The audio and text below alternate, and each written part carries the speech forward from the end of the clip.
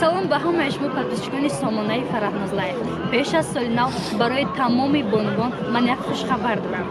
шумо метавонед ки дар хона нишаста дар ана ҳамин ширкати Фаберли кор кунеду аз 70 сомон то 7000 сомон маблағ ба даст биёред. ғайр аз ин шумо метавонед ки тӯҳфаҳои пай дар пайро соҳиб бигардед. пеш аз соли нав беҳтарин иқдом гирифтааст компания Фаберли ки аксияҳо ва ана ҳамин тӯҳфаҳои беҳтаринро барои нафароне ки кор мекунанд пешниҳод кардааст. ва шумо метавонед ки дар хона нишаста тариқи онлайн регистратсия шаведу соҳиби пул ва соҳиби тӯҳфаҳо бигардед. ман рақамҳояшро ва сайти ана ҳамин ватсапашро дар зери экранҳои шумо мегузорам.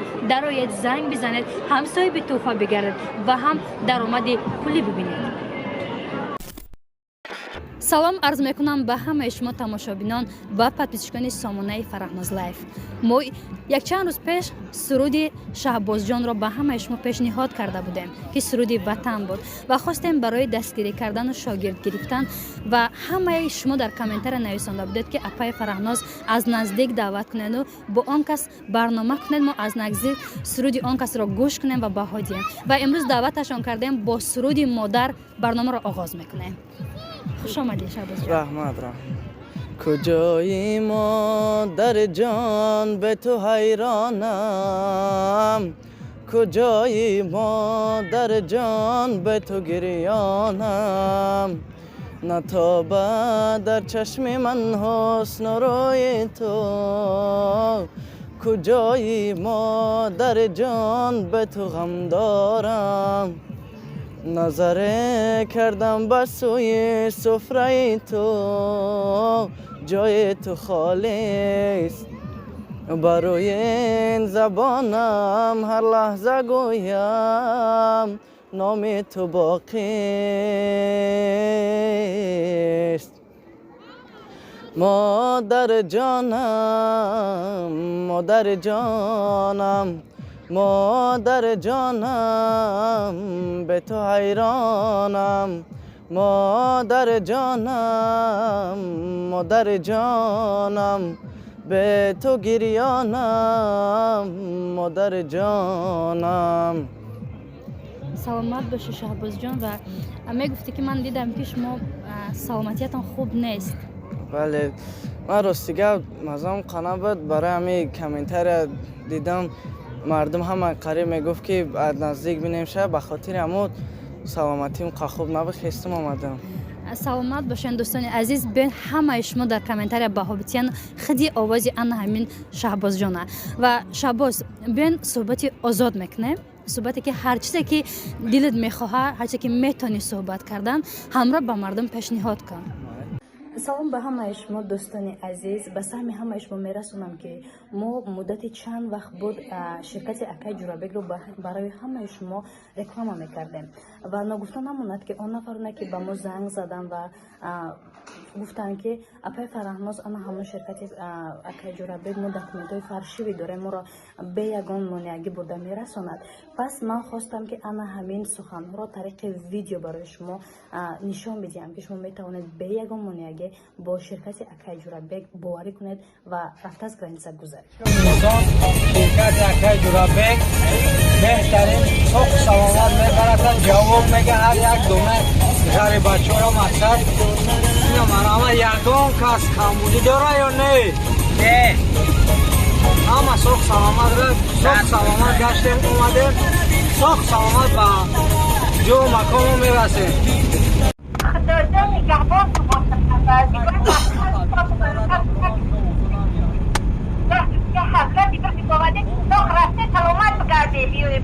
آمین.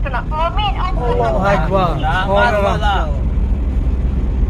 من چند ساله هستی؟ از کجا هستی؟ 16 ساله از شهر وحدت، خواننده صنف ده. و چی سبب شد که خواستی که انتخاب کنی سرایندگی را؟ راستیگه من از خورده همه سرودا را گوش میکردم، از هر کس گوش میکردم، بعد همین ذوق در دلم پیدا شده. خلاصه هم خیلی بعد اولین دستگیری من با دستگیری پیشوی ربانو در نزد دستگاه جناب بود که با سرود وطن ما را در آنجا پیشواز گرفتند. بهترین و اولین سرود است که شما سرای دید که وطن پیشنهاد کرد. بله اولین سرود این سرودی وطن بود که به مردم پیشنهاد کردیم. در جدای انا همین صنعت استاد شما کیست؟ استادی من راست گپ همین اپای شویره بانو میگیم خطا هم نمیکنیم. سلامت باشه شهباز جان، یک سوال میتین نکن فقط راست بگو. چرا سرود رو تیار کردید، یعنی که آماده کردید، محض انتخاب کردید کانال من رو به من مراجعت کرده؟ برای که راست گپ با چند کس گفتیم مراجعت کردیم دستگیری نشید، بعد میخواستیم به شما بار مراجعت کنیم، میخواستیم شما را ببینیم که شما چی میگین. خب حالا که نو آغاز کرده این ساحه که شما انتخاب کرده، این کسبی که شهباز جان انتخاب کردگی به نهایت راهی چی میگن دشوار است و شاید که در نیمه راه الکی شما دلبزن شوید و پشیمان شوید. شاید از 100 نفرها شما را یک نفر آواز شما را خوش نکند یا اینکه نباشد کم باشد مخلصه که شما را دستگیری کند و شما در این حالت چگونه میشوید؟ نه من با خواست خدا را افتاده نمیشویم تا آخرت قطعی شما همکاری میکنیم انشاءالله. و میگفتید که برای انا همین تمام مخلصان سامانه فرهناز لایف امروز آمدید با دستاویز، من باوری دارم که تمام انا همین مخلصان سامانه فرهناز لایف شما رو دستگیری میکنند نصیب انشاءالله. و از این پس پای کدام سرودها میشویم و از پای کدام ایجادیات هسته؟ خیلی بعد شما میبینیم سرودای مادر، سرودهای رقصی، سرودهای عاشقی، غریبی، هر گونه سرودها. بهترین من میخواستم برای یک چیز دیگر گپ بزنم که در اویلش ما چند نفر هستید؟ در عائله ما 6 نفر هستیم. تنها شما انتخاب کردید کسب بله سرندگی رو؟ بله این خواسته ختم سلامت باشه شهباز جان. و یک چیز دیگر رو میخواهم بدانم در انا همین روز که چی میگویند برای تمام آن نفرانی که ساحه انا همین صنعتکاری انتخاب میکنن وعده میتین در نزد انا همین پاتشکو که شاید مدت شود که شما الکی مشهور شوید یا که شما رو شناسن در کوچه ها در تمام جاها، کانال فرهناز رو ترک میکنید بعدا؟ نه من انشاءالله تا آخرت با همراه شما کاربری میکنم. سلامت باشه. آرزوی دلتون چیه؟ در دل چی آرزو دارید؟ آرزوی من خیلی مشهور شدن در بین مردم. بعد آرزوی من خیلی بسیار آرزوها دارم. تا امروز شد حالاته که وقتی که دستگیری ندیدید از جانب دیگران، دستگیری ندیدید بله پشیمان شدید؟ بله تا امروز نمی در آزمون تاجیکستان وطن عزیز من با همراهی معلم سرود در مکتب ما با هم مشغولیت میگذراندیم. بعد ما تصمیم گرفتیم که با برنامه تاجیکستان وطن عزیز من رویم و در آنجا ما شرکت کنیم و بعد همین خیلی هم شد و من تا دور دوم رفتم اما دستگیری از طرف معلم نشد متاسفانه. برای همین من بسیار راه افتاده شدم و خواستم ترک کنم، اما وقتی که کانال شما را دیدم بعد خواستم به شما یک بار مراجعت کنم. همین آخران امیدی من بود که شما مرا ناامید نکردید.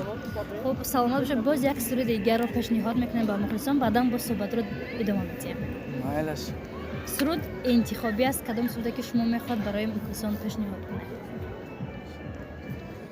ای مادری زارم سخن سر میکنی یا نه، بگشتم در غریبی ها تو باور میکنی یا نه. ای مادری زارم سخن سر میکنی یا نه، بگشتم در غریبی ها تو باور میکنی یا نه. بگشتم در غریبی ها تو باور میکنی یا نه. سخنهای تو در گوشم همه مهری تو در یادم، سخنهای تو در گوشم همه مهری تو در یادم. کی به مادر همه خوار است تو باور میکنی یا نه. کی به مادر همه خوار است تو باور میکنی یا نه. آی مادری زارم سخن سر میکنی یا نه بگشتم در غریبی ها تو باور میکنی یا نه بگشتم در غریبی ها تو باور میکنی یا نه. جهانی سپاس. شهباز جان، وقتی که من سرود رو در کانالم پرداختم، نه که در سامانه فراموز لایف، در زیر کامنتاری از حد زیاد مردم طرفدارت شدن و هنگامی که خواندی چی گفتی؟ نمیدونم راستیه. من وقتی که پرداختم سرود رو زنگ زدم به برادرتم و خواهش کردم که شهباز جان فقط کامنتاری خواند. برای چی؟ برای که هوسمند میشوی وقتی که مخلص تو اوکه اعتراف میکند. وقتی که خواندی چگونه بود؟ باوری داشتی که مردم قبولت میکنن؟ بله، من از حد زیاد باوری داشتم از خودم، هم از مخلصان باوری داشتم که من رو دستگیری میکنن و باز امیدی من خیلی بالا شد بر زمین. خب تشکر زیاد. در اولین برنامه صحبت رو زیاد نمیکنیم و آخرین سخنی که برای تمام همین سامانه فراموز لایف برای پاتیشکان گفتنی هستید چی گفتن میخواهید؟ من گفتنی هستم که من تا آخر با مخلصان و با پای فراناز هستم. انشاءالله هم مخلصان هم پای فراناز رو ناامید نمیکنم و نخواهم کرد. و با یک جا میگم که از همه شما خواهش دارم که دستگیری کنن، بله. شما رو تماشا کنن و کدام سروده که آنها میخواهند در کدام وصف باشد در زیر کامنتر نویسن، از ما خواهش کنن. ما البته برای آن کس پیشنهاد میکنیم برای آنها و میگفتید که شما گیتار نواخته میتونید که از این پس سرودهایی که تمام مخلصان پیشنهاد میکنن ما با گیتار با آنها پیشنهاد کنیم. مایلش میکنیم با گیتار. سلامت باشین و اگر که مخلصان خواهند که شما خود یک سرود دیگر خطی جان بس میکنید.